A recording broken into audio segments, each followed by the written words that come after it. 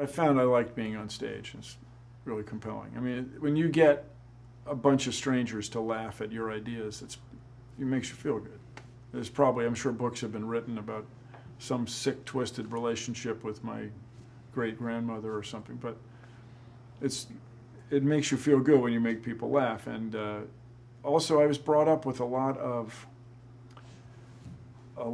focus on grammar and words. My father was very proud. He would write messages in iambic pentameter, in 5-beat verse. Dad, really, you know? And so when you get to the point where you can craft a sentence that's funny, it's gratifying. And I think a lot about Steve Martin and so on, but I remember, you're reading a story, so this is hearsay, but apparently he was dating. Can we say dating? Are we allowed to say dating? He was dating Bernadette Peters, and she quoted one of his jokes, but she didn't quite get it right. So he instantly, or he felt compelled to correct her. And I really sympathize with that he has taken every word and arranged it just so. So if you screw them up just a little bit, it doesn't work. It's not as funny. And I just think about it. We're digressing a little, but Steve Martin's thing about, I make my living with language. People who can't express themselves, people who don't have a way with words, sort of have way, I guess. Gosh, I'm sorry. Have way is the funniest thing anybody's ever written. I was like, oh my goodness, I exaggerate. It's pretty good.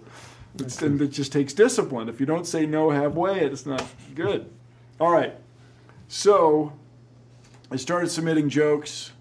At this point in our story, I was working not at Boeing, but at another aerospace company in Seattle. At that time was called Sunstrand Data Control.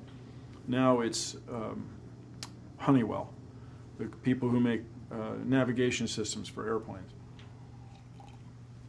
And I was working for some people that were obsessed with making money every quarter, every 3 months. Now, you can do that. I think, I'm speculating, these guys read all sorts of business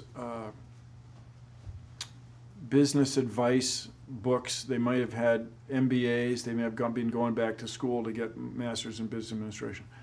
And you can make a profit every quarter if you are making a commodity, like a soft drink or paper towels is another example. I've done some jobs for Scott Paper and stuff. You can work on it every quarter, but if you're going to make a new laser gyro navigation system for business jets that's a quarter of the size of the existing ones, let me think, a fifth of the size of the existing ones, that takes a few minutes.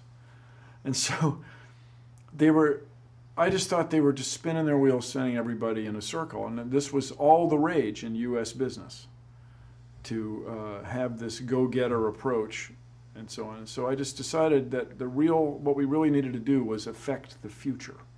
And I'm not kidding, it was a conscious decision. I wanted to influence children so that we would have a more scientifically literate future. And it took several years after that.